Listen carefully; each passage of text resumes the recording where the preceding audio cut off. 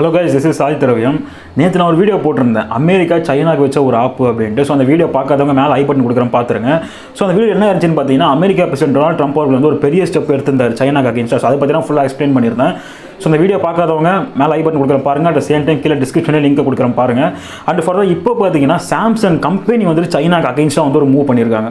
So அந்த ஒரு விஷயத்தை பற்றி வீடியோ நம்ம பார்க்க போகிறோம். ஸோ இந்த வீடியோ ஸ்கிப் பண்ணாமல் பாருங்கள். இன்ஃபர்மேட்டிவாகவும் இருக்க போது அட் சேம் டைம் இன்ட்ரெஸ்டிங்காகவும் இருக்க போதுன்ற மட்டும் எந்த ஒரு சந்தேகமும் இல்லை. வாங்க வீடியோக்குள்ளே போகலாம். கைஸ் நான் ஸ்ட்ரைட்டாக டாபிக் உள்ள போகிறேன். சாம்சங் வந்து ஒரு அனௌன்ஸ்மெண்ட் பண்ணியிருக்காங்க. என்ன சொல்லியிருக்காங்கன்னா சைனாவில் இருக்க 90% ஆஃப் சாம்சங் மொபைல்ஸ் மேனுஃபேக்சரிங் பண்ணுற ஃபேக்ட்ரிஸ் வந்து நாங்கள் வியட்நாமுக்கு மூவ் பண்ண போகிறோம் அப்படின்ற சொல்லியிருக்காங்க. எஸ்பெஷலி டிஸ்பிளே மேனுஃபேக்சரிங் பண்ணுறதை நாங்கள் வியட்நாமுக்கு மூவ் பண்ண போகிறோம் அப்படின்னு சொல்லியிருக்காங்க. ஸோ இதுக்கு என்ன ரீசன்ற பார்த்தீங்கன்னா ஏன்னா பிகாஸ் சாம்சங் வந்து ஒரு அறிவிப்பு கொடுத்துட்டாங்க. பட் அது கரெக்டான ஒரு ரீசன் சொன்னால் மட்டுமே தான் அந்த ஒரு அறிவிப்பு ஒரு ஃப்ளோவாக இருக்கும். அட் சேம் டைம் ஒரு டீட்டெயில் எக்ஸ்ப்ளனேஷனாக இருக்கும் இல்லையா. ஸோ அதனால் சாம்சங் தரப்பில் கொடுத்த ஒரு விளக்கம் என்னன்னு பார்த்தீங்கன்னா கொரோனா வைரஸ் இஷ்யூ தான் சாம்சங் கம்பெனி வந்துட்டு மார்க் பண்ணுறாங்க. ஸோ சாம்சங் என்ன சொல்ல வராங்கன்னு பார்த்தீங்கன்னா கொரோனா வைரஸ் சைனாவில் மட்டும் இருக்கும்போது, அதாவது ஜனவரி மாதம் சைனாவில் மட்டும் இருக்கும்போது இந்தியாவாக இருக்கட்டும் மற்ற நாடுகள் எல்லாமே கொரோனா வைரஸ் இல்லாமல் தான் இருந்துச்சு, ஃப்ரீயாக தான் இருந்துச்சு.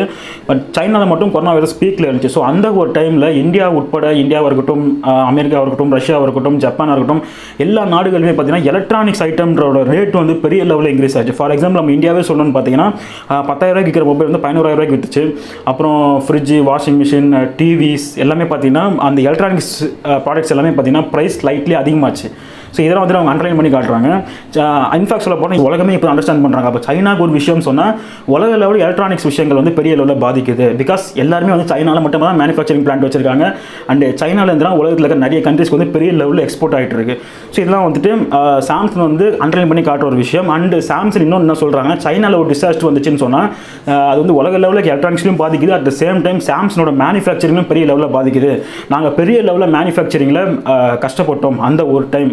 பிகாஸ் அவங்க முழுக்க சைனாவே நம்பிட்டு இருக்காங்க. ஸோ அந்த சைனாவில் அந்த கொரோனா வைரஸ் கியூர் ஆகிறதுக்கு ஒரு 3 months ஆச்சு. ஜனவரி, பிப்ரவரி, மார்ச் கிட்ட ஆயிடுச்சு. அப்புறம் ஃபைனல் அதுக்கப்புறம் தான் அவங்க ஃபேக்ட்ரிலாம் ஓப்பன் பண்ண ஆரம்பிச்சாங்க. ஸோ சாம்சங் அதை அண்டர்லைன் பண்ணி காட்டுறாங்க. ஸோ இந்த ஒரு 3 மாதங்களுக்கு சாம்சங் பெரிய லெவலில் மேனுஃபேக்சரிங்கில் நாங்கள் கஷ்டப்பட்டோம் ஸோ அப்படின்னு சொல்லி எக்ஸ்பிளைன் பண்ணி சொன்னாங்க. அண்ட் இன்னொரு விஷயம், இப்போ ப்ரெசென்ட்டில் பார்த்தீங்கன்னா சைனாவில் அகைன் கொரோனா வைரஸ் வந்து வர ஆரம்பிச்சிச்சு அப்படின்ற மாதிரி ரிப்போர்ட்ஸ்லாம் சொல்லிட்டு இருக்காங்க. பீஜிங்கில் பர் டே 20-30 கேசஸ் மேலே வந்துட்டு கொரோனா வைரஸ் கன்ஃபார்ம்டு கேசஸ் வந்து பாசிட்டிவ் வந்துட்டு இருக்கு. அதாவது சைனாவில் கொரோனா வைரஸ் செகண்ட் வேவ் வந்து ஆரம்பிச்சிருச்சு அப்படின்ற மாதிரிலாம் வந்துட்டு ரிப்போர்ட்ஸ் வந்துட்டு இருக்கு. ஸோ நம்ம தனியாக பார்த்துப்போம். இப்போ நம்ம திருப்பி இந்த எலக்ட்ரானிக்ஸ் விஷயத்திலே வரும், இந்த சாம்சங் சொன்ன விஷயத்திலே வரும்.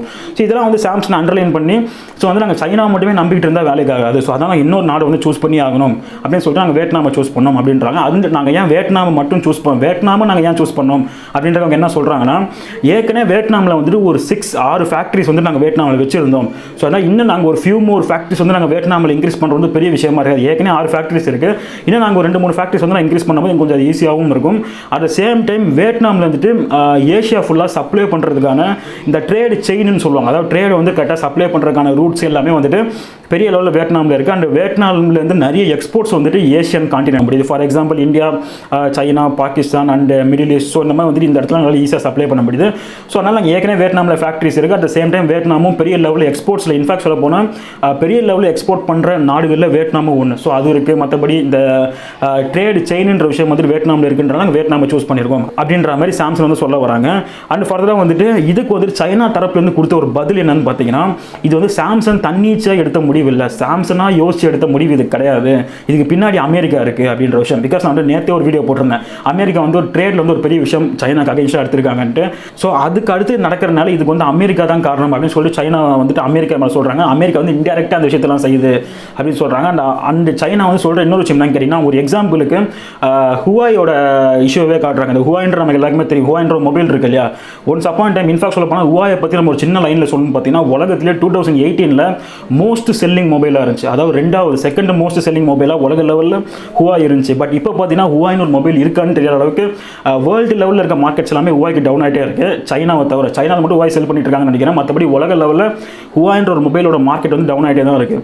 ஸோ இதெல்லாம் வந்து சைனா வந்து காட்டுறாங்க எக்ஸாம்பிளுக்கு. ஸோ இந்த ஒரு ஹுவாயோட மார்க்கெட் டவுன் ஆனதுக்கு ஒரு பெரிய ரீசன் என்னன்னு பார்த்தீங்கன்னா, ஆப்வியஸ்லி வந்து அமெரிக்கா தான். ஸோ அமெரிக்கா என்ன பண்ணாங்க அப்படின்ற பார்த்தோம்னா, அமெரிக்கா கவர்மெண்ட் வந்து Huawei வந்து பேன் பண்ணாங்க. அமெரிக்காக்குள்ள Huawei வந்து சேல் பண்ணக்கூடாதுன்னு சொல்லி பேன் பண்ணாங்க. அதுக்கு அமெரிக்கா என்ன ரீசன் சொன்னாங்கன்னா, Huawei வந்துட்டு டேட்டாஸ் எல்லாம் திருடுறாங்க. அதாவது Huawei யூஸ் பண்றவங்க மொபைலில் இருக்க டேட்டாஸ்லாம் வந்து Huawei கம்பெனி திருடி சைனாக்கு அனுப்புறாங்க அப்படின்ற குற்றச்சாட்டை அமெரிக்கா வந்து Huawei கம்பெனி மேலே வச்சு அண்ட் ஃபர்தராக நிறைய குற்றச்சாட்டை வந்து Huawei மேலே வச்சு அமெரிக்காவில் வந்துட்டு Huawei வந்து அமெரிக்கன் கவர்மெண்ட் வந்து பேன் பண்ணாங்க. ஸோ இது ஒரு பெரிய இது வந்து முதல் விஷயம். ஸோ இதில் வந்து Huawei பெரிய லெவலில் பாதிச்சிச்சா அப்படின்னு கேட்டிங்கன்னா, இந்த அமெரிக்காவில் பேன் பண்ணனால வந்து Huawei வந்து பெரிய லெவலில் பாதிக்கலன்றது தான் ஒரு யதார்த்தமான உண்மை. பட் இதிலே வந்துட்டு ஒரு இன்னொரு பெரிய ஸ்டெப் வந்து அமெரிக்கா எடுத்தாங்க. ஸோ அதுதான் வந்து Huawei வந்து பெரிய லெவலில் பாதிச்சு அவங்கள மொத்த ஷேர் மேலே டவுன் ஆச்சு கூட சொல்லலாம். ஸோ என்ன ஸ்டெப்ன்ற பார்த்தீங்கன்னா, அமெரிக்காவை தலைமையாக கொண்ட எந்த ஒரு நிறுவனமும் Huaweiக்கு சேர்ந்து Huaweiயோட சைடில் வந்து சேர்ந்து ஒர்க் பண்ணக்கூடாது, Huaweiக்கு எந்த ஒரு சப்போர்ட்டும் பண்ணக்கூடாதுன்னு சொல்லி ட்ரம்ப் அவர்கள் வந்து அறிவிச்சார். ஸோ இதில் தான் வந்து Huaweiக்கு ஒரு பெரிய டவுன் ஆச்சு. பிகாஸ் ஏன்னு கேட்டிங்கன்னா, ஆண்ட்ராய்டு ஓஎஸ் வந்து அமெரிக்காவை தான் தலைமையாக கொண்டது. ஸோ எப்படின்னு பார்த்தீங்கன்னா, இப்போதைக்கு ஒரு மொபைல்ன்ற விஷயத்துக்குள்ள நம்ம போனோம்னு சொன்னால், ஒன்று வந்து ஐஃபோன் iOS. அந்த ஐஃபோனை தவிர நம்ம வெளியே வந்து பார்த்தோம் சொன்னால் இருக்க எல்லா மொபைலும் ஆண்ட்ராய்டு ஓஎஸ் தான். அண்ட் அஃப்கோர்ஸ் விண்டோஸ் ஓஎஸ் வச்சு நிறைய மொபைல் வந்துச்சு. ஃபார் எக்ஸாம்பிள் நோக்கியாவாக இருக்கட்டும், மைக்ரோமேக்ஸாக இருக்கட்டும், இவங்களாம் வந்து விண்டோஸ் ஓஎஸ் வச்சு மொபைல்ஸ் பண்ணாங்க. பட் மார்க்கெட்டில் பெரிய லெவலில் ஸ்டாண்டாகி நிற்கிறது ஐஃபோனுக்கு அடுத்தது பார்த்தீங்கன்னா இந்த ஆண்ட்ராய்டுங்கிற விஷயம் தான். அந்த பெரிய லெவலில் சேல்ஸும் பார்த்தீங்கன்னா ஆண்ட்ராய்டுக்கு தான் இருக்குது. ஸோ வந்து நம்ம எல்லாமே பேசிக்காக ஆண்ட்ராய்டு யூஸ் பண்ணி அதுக்கே பழகிட்டனால நம்மளால் வேறு ஓஎஸ்க்கு போக முடியல. அதனால தான் ஒரு பெரிய லெவலில் விண்டோஸோட ஓஎஸும் டவுன் ஆனதுக்கு காரணம், நோக்கியா மொபைலும் டவுன் ஆனதுக்கு அவங்க விண்டோஸோட ஓஎஸ் யூஸ் பண்ணதான் ஒரு பெரிய காரணம் அப்படின்ற மாதிரிலாம் சொல்லப்படுது. ஸோ அதெல்லாம் வந்துட்டு வேற ஒரு விஷயம். ஸோ ஃபைனலாக வந்து பார்த்தீங்கன்னா, ஆண்ட்ராய்டு ஓஎஸ் வந்துட்டு Huaweiக்கு சப்போர்ட் பண்ணக்கூடாதுன்னு சொல்லி அமெரிக்காவோட பிரசிடென்ட் சொன்னதுக்கப்புறம் ஆண்ட்ராய்டு வந்து அவங்களோட ஃபுல் சப்போர்ட்டை வந்து Huawei கிட்ட வந்து விட்ரா பண்ணிக்கிட்டாங்க. ஸோ அதனால Huaweiயோட ஆப்ரேட்டிங் சிஸ்டம் அண்ட் ஃபர்தராக வந்து Huawei தனியாக கூட ஒரு ஆப்ரேட்டிங் சிஸ்டம் நாங்கள் மேக் பண்ணுறோம் அப்போலாம் சொல்லிட்டு இருந்தாங்க. பட் ஃபைனலாக வந்து பார்த்தீங்கன்னா, வேர்ல்டு லெவலில் இருக்க மார்க்கெட் ஷேர் வந்து டவுன் ஆகிறதுக்கு காரணம் வந்துட்டு ஆண்ட்ராய்டு விட்ரா பண்ணனால தான். ஸோ அப்போலாம் சொல்லப்படுது. அண்ட் இந்த ஒரு விஷயத்தில் வந்துட்டு சைனா வந்துட்டு அமெரிக்காவுக்கு அகேன்ஸ்டாக வந்துட்டு ஒரு உதாரணமாக காட்டுறாங்க. ஸோ டெக்னாலஜியில் வந்து சைனா அமெரிக்கா எப்படி வந்துட்டு Huawei டவுன் பண்ணாங்களோ, ஸோ அதே மாதிரி சைனாவை கார்னர் பண்ணுறதுக்காக அமெரிக்கா வந்து சாம்சங் சப்போர்ட் பண்ணியிருக்காங்க. பிகாஸ் சாம்சங் வந்து சைனா விட்டு போகிறதுக்கு இதான் காரணம். அமெரிக்கா வந்து ஏற்கனவே வந்து Huawei கூட இப்படி தான் டவுன் பண்ணாங்க அப்படின்னு சொல்லப்படுது. அண்ட் இன்ஃபேக்ட் சொல்ல போனால் Huawei மேலே நிறைய குற்றச்சாட்டு இருக்குது. Huawei வந்து டேட்டா பேஸ் திருடுறாங்க, யூசர்ஸோட டேட்டாஸ் தான் திருடுறாங்க அப்படின்ற நிறைய குற்றச்சாட்டு அமெரிக்கா மட்டும் இல்லை நிறைய கண்ட்ரிஸ் வந்து Huawei மேலே வச்சிருந்தாங்க. அண்ட் ஃபைனல் வந்து பார்த்தீங்கன்னா, இப்போ அதே குற்றச்சாட்டு வந்து ரெட்மி மேலேயும் இருக்குது. நிறைய பீப்புள்ஸ் வந்து சொல்லிட்டு இருக்க விஷயம் அதுதான், ரெட்மி மொபைல்ஸோட யூசர்ஸோட டேட்டாஸ்லாம் வந்து நிறைய திருடி சைனாக்கு அனுப்பப்படுது. சைனா வந்து ரெட்மி மொபைல் மூலமாக வந்துட்டு வேவ் பார்த்துட்டு இருக்காங்க. ஸோ அப்படின்ற மாதிரி விஷயங்கள்லாம் வந்து வந்துட்டு இருக்கு. ஸோ இது ஒரு பக்கம் இருக்கா. ஸோ இப்போ நம்ம ரீசெண்டாக வந்து இந்த பார்டர் இஷ்யூ அதனால பைக்காட் சைனீஸ் ப்ராடக்ட் விஷயம்லாம் கூட பண்ணிட்டு இருந்தோம். ஸோ இதெல்லாம் ஒரு பக்கம் இருக்க இந்தியன் அதாவது நம்ம சென்ட்ரல் கவர்மெண்ட் வந்து அஃபிஷியலாக ஒரு விஷயத்தை ரிலீஸ் பண்ணியிருக்காங்க. 50 சைனீஸ் ஆப்பை வந்து மார்க் பண்ணி, டிக்டாக் உட்பட 50 சைனீஸ் ஆப் வந்து மார்க் பண்ணி இதெல்லாம் வந்து அன்இன்ஸ்டால் பண்ணுங்க. பிகாஸ் இது மூலமாக கூட சைனா வந்துட்டு நம்மளோட டேட்டாஸ்லாம் வந்து திருடலாம் அப்படின்ற மாதிரி வந்துட்டு சொல்லியிருந்தாங்க. லிஸ்ட் அவுட் பண்ணியிருந்தாங்க 50 ஆப்ஸை. ஸோ ஃபைனலாக வந்துட்டு இப்போ சைனீஸோட மொபைல்ஸ் எல்லாமே பார்த்தீங்கன்னா உலக லெவலில் வந்துட்டு ஒரு செக்யூரே இல்லாத ஒரு மொபைலாக தான் வந்துட்டு நிறைய தரப்பு மக்களால் பார்க்கப்படுது. அது ஒரு பக்கம் இருக்கு. ஸோ இப்போ அதுக்கு அடுத்தபடியாக பார்த்தீங்கன்னா சைனீஸ் ஆப்ஸ் மேலே வந்துட்டு இதே குற்றச்சாட்டும் வந்துட்டு வைக்கப்பட்டு வருது. அண்ட் கைஸ் இதெல்லாம் உங்கள்கிட்ட நான் ஷேர் பண்ணணும்னு நினச்சேன். ஸோ இது வந்துட்டு ஒரு இன்ஃபர்மேஷன், அதாவது வந்து சாம்சங் வந்துட்டு சைனா விட்டு எதுக்காக வெளியேறினாங்க, அந்த சைனா சொல்கிற குற்றச்சாட்டு அதை போட்டு சொல்லணும்னு நினச்சேன். அண்ட் அஃப்கோர்ஸ் ஃபைனலி வந்து பார்த்தீங்கன்னா இந்தியா கவர்மெண்ட் சார்பில் வந்து சொன்ன அந்த 50 ஆப்ஸ் வந்துட்டு உங்களுக்கு நான் லிஸ்ட் அவுட் பண்ணணும்னு நினச்சேன். அண்ட் கைஸ் இதெல்லாம் உங்கள்கிட்ட நான் ஷேர் பண்ணணும்னு நினச்சேன். நீங்கள் நம்ம சேனலுக்கு நியூ இயர் ஆகுதுன்னா சப்ஸ்கிரைப் பண்ணி பெல் ஐகானை ப்ரெஸ் பண்ணி நம்ம போகிற வீடியோ நோட்டிஃபிகேஷன் ஒன்றே வந்துடும். அண்ட் ஃபர்தர் வர டாபிக்ஸ் தவிர கீழே கமெண்ட் செக்ஷன் லீவ் பண்ணி கண்டிப்பாக வச்சு வீடியோ எடுத்து போகிறேன். உங்களுக்கு இந்த டவுட் இருந்துச்சுன்னா அதையும் கமெண்ட் செக்ஷன் லீவ் பண்ணி கண்டிப்பாக ரிப்ளை பண்ணுறேன். அண்ட் கைஸ் டெய்லி ஒரு வீடியோ போஸ்ட் பண்ணிட்டு இருக்கேன். நாளைக்கு இன்னொரு வீடியோ சந்திக்கிறேன். Bye from Sai Thiravium. Bye.